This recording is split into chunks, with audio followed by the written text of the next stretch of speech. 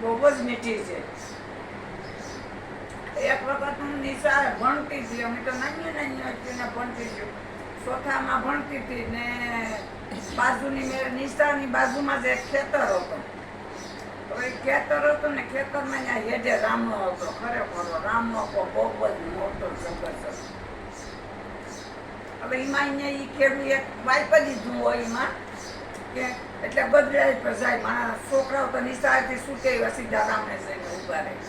કે અમે 2-3 છોકરીઓ કે હાલો આજ આપણે અહીં જરાક ઘડીક રસ્તા પડે 5 મિનિટની, એટલે આપણે ઘેરને જ જવું પાણી પીવા જઈએ. આપણે રામના પાડી આવીએ હતા.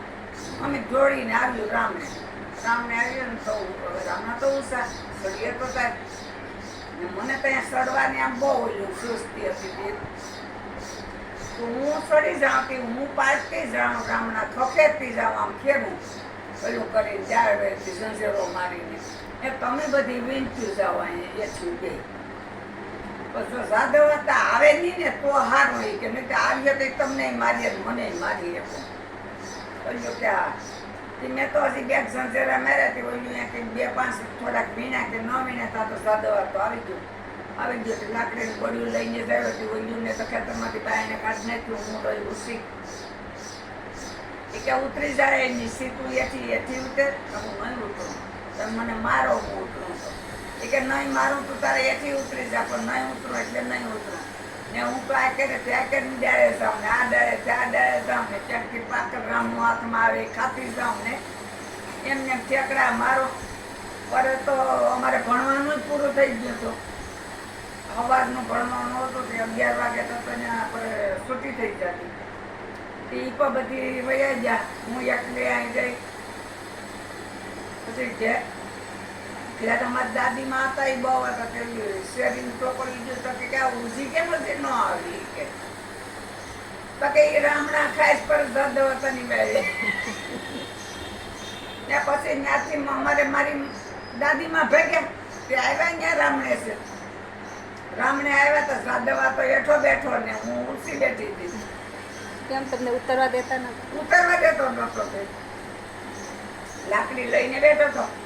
પછી ત્યાં આવ્યા ઘરમાં કે અરે સાધો તું કોઈ માણસ છે ભાઈ? એ કે તને કઈ કુટુંબનું પણ તને કઈ લાગ્યું નહીં. ને અમારે તો અમારા દાદીમાં તો વેવાય થતા. મારા કાકીના બાપા હતા. ને આ છોકરી કે તમારી છોકરી કાયમ બધમાં ટીંગાઈશ ને તે આ દિને મારે હાવ કોઈ દી આવે નહીં એમ કરી દેવી, નહીં તો આ પડીએ ને પટાટિયા પંચે ને મળીએ. એ કે શું હવે ઉતરી જવા દે એથી ઉતરી હતી. એને તો ઉતારી હતી જાદવા તે મારી નહીં, પણ દાદી મારતા મારતા ઘર સુધી લઈ ગયા. એવા ઘર સુધી મારી એવી મારી કે બહુ જ મારી હો. ઘેર પણ મારી કે જાય કોઈ દી હવે ત્યાં રામણા લેવા પણ નહીં જાઉં, હવે રામણા લેવા નહીં જાઉં કોઈ દી. એક વખત નોરડી ગયું હું ને ગંગા બે બેનો લગ્ન હતા આયર ને ઘેર. ત્યાં લગ્નમાં ગયું, નાતા સંબંધ હતા અમારે. ત્યાં લગ્નમાં ગયું 2 દી ને ઘેર લગ્નમાં રોકાણીઓ ખાધું પીધું અને પછી હાલ પીધું ને કઈ બાયું કે છોકરીઓને થોડાક લાડવા બાંધો. એ લાડવા બાંધ્યા તો ગંગા મારી એમ કે તું લે. બાજુ નીકળ્યું પછી ત્યાં સુધી ગંગા મારી એ લીધા. એ કે હાલે તું લે. મેં કહું હું નહીં લઉં, તું લે. પછી એ મારા હાથમાં આપે તો હું ઘા કરું. તે કે 2 લાડવા ભાંગી જાય. હું એના હાથમાં આપું તો એ ઘા કરે. પાછી આમ લાગે બે બેનું ઈચ્છ્યા સુધી લાડવાને ઘા કરતું આવ્યું ને પસરતું આવ્યું ને હાથમાં પાછું લઈએ ને એમ કરીને અમારી વેરે અમે ખુલતી ને અમારી વેર રસ્તામાં ધરતી હતી. વાડીએ આવ્યું કારણ કે આમાં શું છે કે મારી માટે મેં કોઈમાં લાડવા એ મારી માં આમ સિંદરી છોડે તા બધી ભૂકો ક્યાં ભૂકો કેવા થઈ ગયા. મેં કોઈ ઉપાડવા આવે છે મેં ઉપાડ્યો ને કે ગંગાજે ઉપાડ્યો. હું આમ કરીએ ઘાતી મોડમાં વયો જાય. એ ઓલો પોટલું હતું એ પછી ઈ ને દઉં તો ઈ ઘા કરે ઉપાડીએ જ છે ને આમ ઘા કરતી જાય કે તમે માણાના પેટના તમારા ત્યાં એટલા 10-15 લાડવા પીડા નતા કે તમે આને યથા પસાર કર્યો.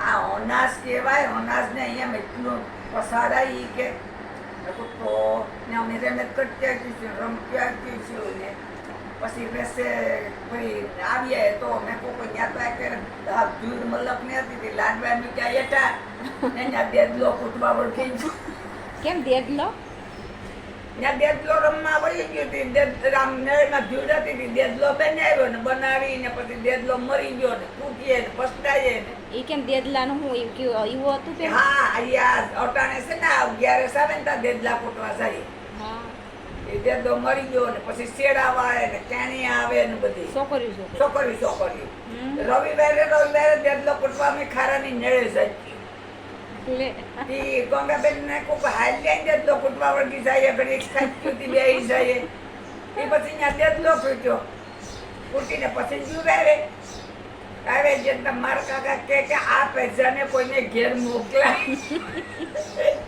આને કોઈની ક્યાંય બહાર જ ન મોકલાય તમે આવા ઘેલા વેરા ઘેર કરતા મોરડીએથી આવી નવા ગામ સુધી તમને કઈ શરમ આવી નહીં એવા ગાળું દેવા મીઠા ને તે અમે તો દઈ દેલું એક આમ વહી ગઈ એક આમ વહી ગઈ બસ ખેતરમાં હો સાચું પાછું થઈ ગયું ગાળું દીધા કે એટલે એ બધી હજી મને બહુ યાદ આવે છે એનો પહેલાની સ્ટોરી